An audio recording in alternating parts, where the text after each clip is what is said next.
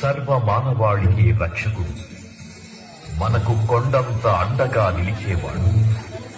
మనసులో తలచిన వెంటనే గుండెల నిండా ధైర్యాన్ని నింపగలిగే మహాయోధుడు, అభయహస్తంతో ఎల్లవేళలా మనల్ని కాపాడే ఆ పవనపుత్రుడి ఇప్పుడు మనసారా స్తుతించుకుంటూ శ్రీ పంచముఖ ఆంజనేయ స్వామిగా అవతారమెత్తిన కథ దృశ్య రూపంలో తిలకిద్దాం రండి.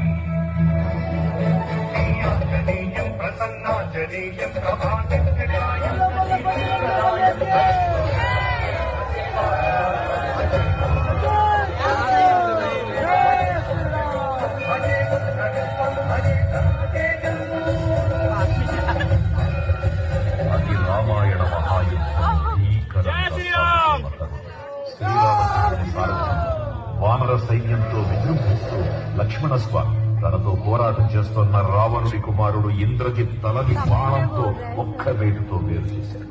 ఇంద్రజిత్ మరణ వార్త విన్న